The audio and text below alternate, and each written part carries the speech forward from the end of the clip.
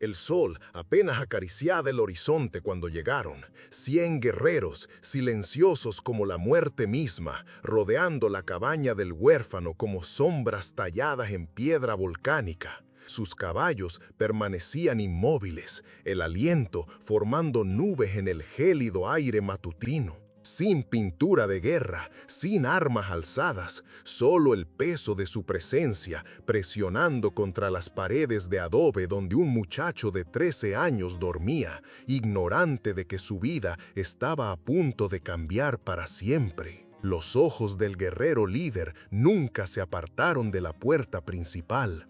Su mano curtida descansaba sobre el cuello de su caballo, los dedos firmes como granito labrado. Detrás de él, 99 más esperaban con la paciencia de las montañas de la Sierra Madre. La hierba de la pradera se inclinaba bajo los cascos de sus caballos y en algún lugar a lo lejos un águila real volaba en círculos, como si incluso la naturaleza supiera que algo monumental estaba a punto de suceder. 24 horas antes, el joven Santiago no había sido más que otro alma olvidada en el Valle Escondido. El huérfano de 14 años vivía solo en una cabaña que su padre construyó antes de que la tisis se llevara a ambos padres hacía 3 inviernos. Cada mañana recorría el mismo camino polvoriento hacia el río, cargando 2 cubetas de madera que parecían demasiado pesadas para sus delgados hombros. La gente del pueblo apenas lo notaba ya. Para ellos era solo el chico callado que vendía leña por unos cuantos pesos y nunca hablaba a menos que le hablaran. Santiago había aprendido pronto que invisible significaba seguro. Invisible significaba que nadie hacía preguntas sobre los agujeros en sus guaraches o por qué comía frijoles de la lata casi todas las noches. Pero esa mañana se sentía diferente. El aire traía una tensión que no podía nombrar, como los momentos antes de que un rayo partiera el cielo. Mientras Santiago se arrodillaba a la orilla del río, llenando sus cubetas con el agua clara de la montaña, escuchó algo que hizo que su sangre se helara. Un gemido bajo, apenas humano, proveniente de los Tules río abajo. Santiago dejó sus cubetas y se acercó cautelosamente al sonido. Lo que encontró allí pondría a prueba todo lo que creía sobre el bien y el mal. Un hombre indígena, tal vez de 40 años, yacía semiconsciente en el barro. Sangre se filtraba a través de una venda burda envuelta alrededor de su pierna izquierda. Su respiración llegaba en jadeos cortos y dolorosos. Los ojos del hombre se abrieron, encontrándose con los de Santiago con una mezcla de miedo y resignación. Santiago había visto esa mirada antes, en el espejo después de que sus padres murieran. Era la mirada de alguien que no esperaba nada del mundo más que más dolor. «Tranquilo», susurró Santiago, aunque no estaba seguro de que el hombre entendiera español. «No te voy a lastimar». Santiago conocía las historias, las advertencias. Apenas el mes pasado, 3 campesinos habían sido encontrados muertos cerca de la cresta norte, y la gente culpaba a la tribu yaqui que vivía en las montañas sagradas. El miedo corría por el Valle Escondido como veneno en un pozo. Cualquiera que fuera sorprendido ayudando a un indígena sería tachado de traidor, quizás peor. Pero al mirar a este hombre destrozado en el barro, Santiago solo vio lo que reconocía en sí mismo, alguien a quien el mundo había olvidado. Sin pensarlo 2 veces, Santiago se quitó su propia camisa y la rasgó en tiras. Limpió la herida del hombre con agua del río y volvió a envolver la pierna con manos suaves. El hombre lo observó con creciente asombro, como si la bondad fuera un idioma que casi había olvidado. ¿Puedes caminar?, preguntó Santiago, ayudando al hombre a ponerse de pie. El indígena asintió lentamente, apoyándose pesadamente en el hombro de Santiago. Juntos, voz rasposa y áspera, con un ligero acento sureño, entonación rápida y acelerada, cortante y urgente, con respiraciones breves. Un susurro de fondo, pero sin arrastrar palabras. Cada frase estalla con fuerza, casi como balas. Muy poca variación tonal, seca y directa. Pausas cortas solo para tensión dramática, luego la narración sigue de inmediato. Suena como un viejo vaquero contando la historia antes de que el fuego se apague. Se abrieron pasos río arriba hasta un claro escondido donde Santiago a veces iba para escapar de la indiferencia del mundo. Ayudó al hombre a acomodarse contra un tronco caído y compartió su almuerzo, tortillas frías y cecina que de repente parecían un festín cuando se daban libremente. Cuando el sol alcanzó su punto máximo, el hombre pronunció sus primeras palabras en un español vacilante.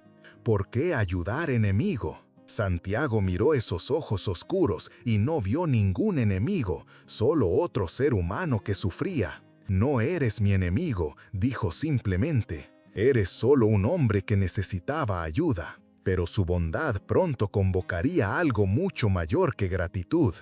Al anochecer, la noticia de alguna manera había llegado al Valle Escondido. Santiago nunca supo cómo. Tal vez alguien los vio junto al río, tal vez el hombre herido fue visto en el claro. Pero cuando regresó a casa con sus cubetas de agua, la mitad del pueblo esperaba en su patio delantero, con rostros duros como piedra de cantera. El jefe de la policía, don Rafael, dio un paso adelante, su placa atrapando los últimos rayos de sol como una estrella fugaz. «Muchacho, hemos oído que has estado relacionándote con salvajes allá en el río». «Estaba herido», dijo Santiago en voz baja, «solo herido». «Ese salvaje herido es Oso Blanco», gruñó el doctor Pérez, la voz de la autoridad autoimpuesta del pueblo. «Es el hermano del jefe guerrero. Ayudaste al enemigo, muchacho. Ayudaste al hombre cuyo pueblo mató a los Mendoza». El estómago de Santiago cayó como una piedra en agua profunda. Oso Blanco. Había ayudado a Oso Blanco, hermano del jefe Nube Roja, líder de la tribu más temida en 3 estados. La realización lo golpeó como un golpe físico, pero incluso entonces no podía lamentar su elección. «Se estaba muriendo», repitió Santiago, su voz más firme que sus piernas. «Y ahora tú también podrías estarlo», dijo don Rafael, no sin simpatía. «La noticia ya llegó a las montañas, Santiago. Saben lo que hiciste. Saben dónde vives». Esa noche, Santiago permaneció despierto mirando las vigas del techo que su padre había cortado a mano. Cada sonido lo hacía saltar, el viento entre los árboles, el aullido distante de un coyote, el asentamiento de la madera vieja. Pensó en sus padres, en el hombre junto al río, en decisiones que parecen pequeñas hasta que lo cambian todo. Tal vez debería huir, empacar lo poco que poseía y desaparecer en la noche. Pero algo más profundo que el miedo lo mantuvo arraigado a esa cabaña, a la tierra que su padre había limpiado con sus propias manos. Si la muerte venía, la enfrentaría donde pertenecía. El amanecer irrumpió gris y frío, pintando el mundo en tonos de incertidumbre. Santiago estaba partiendo leña detrás de su cabaña cuando los escuchó. Sonido de cascos, docenas de ellos, acercándose con el ritmo constante de una marcha fúnebre. Dejó su hacha y caminó hacia el frente de su cabaña. Lo que vio allí detuvo su corazón por completo. Guerreros. Más de los que podía contar, sentados inmóviles en sus caballos en perfecta formación alrededor de su propiedad. Pintura de guerra rayaba sus rostros en patrones que hablaban de honor y batalla. Plumas y pieles de animales adornaban sus cuerpos. Cada hombre portaba armas que podrían acabar con la vida de Santiago en un abrir y cerrar de ojos. Y en su centro, montado en un magnífico semental negro, se sentaba el mismísimo jefe Nube Roja. Santiago había escuchado las historias. Nube Roja, quien había expulsado al ejército del territorio del río Polvo. Nube Roja, cuyo nombre se susurraba con temor desde Sonora hasta Chihuahua. Nube Roja, a cuyo hermano Santiago había ayudado junto al río justo ayer. Los ojos del jefe encontraron a Santiago al otro lado del patio, oscuros como nubes de tormenta e igualmente ilegibles. Por un largo momento, el mundo contuvo el aliento. Los pájaros dejaron de cantar, el viento dejó de soplar. Incluso el corazón de Santiago pareció detenerse entre latidos. Entonces, el jefe Nube Roja desmontó. El movimiento se extendió a través de los guerreros reunidos como el viento a través del trigo. Cada hombre allí se movió ligeramente, las manos moviéndose imperceptiblemente más cerca de las armas. Santiago se sintió como un conejo congelado a la sombra de un halcón que se abalanza. Nube Roja caminó hacia adelante con el paso medido del juicio mismo. Sus mocasines no hacían ruido en la dura tierra. Cuando se detuvo, estaba lo suficientemente cerca como para que Santiago pudiera ver los hilos plateados en su cabello, las cicatrices curtidas que contaban historias de innumerables batallas. «Tú eres el muchacho», dijo Nube Roja, su español cuidadoso pero claro. La garganta de Santiago se sintió seca como arena del desierto. «Sí, señor, ayudaste a mi hermano». No era una pregunta, pero Santiago asintió de todos modos. Estaba herido. ¿Sabías quién era? Santiago negó con la cabeza. No hasta después, pero no habría importado. Algo parpadeó en los ojos de Nube Roja, sorpresa tal vez o reconocimiento. La gente de tu pueblo le temen a mi hermano, lo llaman asesino. Tal vez lo sea, dijo Santiago, encontrando un coraje que no sabía que poseía. Pero ayer, junto al río, era solo un hombre que necesitaba ayuda. Nube Roja lo estudió durante lo que parecieron horas. Detrás del jefe, 100 guerreros esperaban en un silencio tan completo que parecía presionar contra el pecho de Santiago. Finalmente, Nube Roja metió la mano en una bolsa de cuero en su cintura y sacó algo que hizo que Santiago contuviera el aliento. Era un collar, no ornamentado o valioso según los estándares del hombre blanco, pero claramente sagrado. Huesos tallados y piedras pulidas ensartados en tendones, cada pieza desgastada por innumerables manos. «Esto perteneció a mi abuelo», dijo Nube Roja, «y a su abuelo antes que él.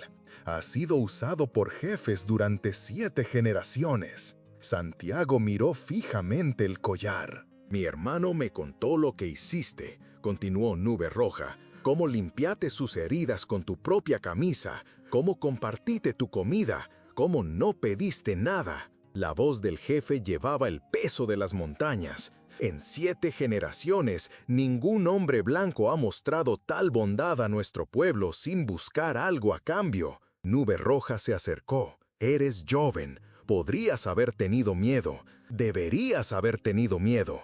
Pero elegiste la misericordia sobre la seguridad, el honor sobre el miedo». Santiago sintió tílagras que no esperaba ardiendo detrás de sus ojos. «Solo hice lo que sentí que era correcto». «Sí», dijo Nube Roja simplemente, «lo hiciste». El jefe colocó el collar sagrado alrededor del cuello de Santiago. El peso del mismo se sintió como aceptar una responsabilidad mayor que él mismo. Alrededor del patio, 100 guerreros comenzaron a asentir, no en sumisión, sino en respeto. «Desde este día», anunció Nube Roja, «las piernas de Santiago casi ceden, un ligero acento sureño, entonación rápida y acelerada, cortante y urgente, con respiraciones breves, un susurro de fondo, pero sin arrastrar palabras, cada frase estalla con fuerza, casi como balas, muy poca variación tonal, seca y directa».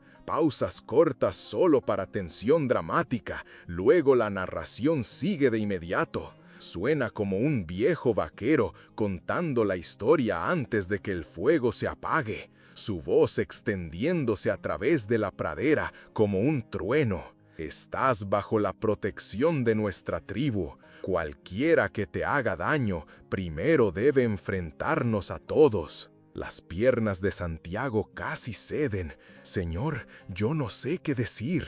«No digas nada», respondió Nube Roja, «pero recuerda esto. El coraje no es la ausencia de miedo, es elegir la bondad a pesar del miedo». Ayer, un muchacho le mostró a un viejo jefe cómo es la verdadera valentía. Mientras el jefe Nube Roja volvía a montar su caballo, Santiago se dio cuenta de que los guerreros reunidos no estaban allí para amenazarlo, habían venido a honrarlo. Uno por uno, cada guerrero asintió a Santiago antes de girar sus caballos hacia casa. Fue un gesto de respeto tan profundo que dejó a Santiago sin palabras. Oso Blanco, con su pierna vendada pero su espalda recta, fue el último en acercarse. Cabalgó lentamente hasta donde estaba Santiago y miró hacia abajo con ojos llenos de algo que trascendía las barreras del idioma. «Hermano», dijo simplemente y se alejó cabalgando. Santiago se quedó solo en su patio, el collar sagrado pesado alrededor de su cuello, observando cómo la nube de polvo de su partida se asentaba en la quietud. El sol de la mañana subió más alto, pintando el mundo en tonos de oro y posibilidad. La noticia de lo que sucedió se extendió por el valle escondido como fuego en pastizal seco. Algunas personas estaban enojadas, llamando a Santiago traidor y peor. Pero otros, los que recordaban lo que significaba ver la humanidad en todos, comenzaron a asentir cuando lo pasaban en la calle. Los niños que una vez lo habían ignorado, ahora lo observaban con algo parecido al asombro. El jefe de la policía, don Rafael, lo visitó 3 días después, encontrando a Santiago cortando leña detrás de su cabaña. «Escuché que te hiciste de algunos amigos poderosos», dijo el jefe de la policía, «no con malicia». Santiago tocó el collar debajo de su camisa. «Solo ayudé a alguien que lo necesitaba». «Esa simple bondad tuya podría cambiar todo por aquí», reflexionó don Rafael. «La gente está empezando a preguntarse qué habrían hecho en tu lugar. A algunos no les gusta la respuesta que están encontrando». Mientras el invierno se asentaba sobre el valle escondido, Santiago continuó su vida tranquila, pero todo había cambiado. Ya no era invisible, ya no era olvidado. El collar sagrado que llevaba le recordaba diariamente que un solo acto de compasión había construido un puente a través de siglos de desconfianza. A veces, tarde en la noche, se paraba en la puerta de su casa y miraba hacia las oscuras colinas donde vivían sus protectores. Y a veces, solo a veces, veía el resplandor de fogatas distantes y sabía que en algún lugar por allá alguien estaba contando la historia del niño huérfano que eligió la bondad sobre el miedo. La tierra misma parecía diferente ahora, menos dura, más esperanzadora. Voz rasposa y áspera, con un ligero acento sureño.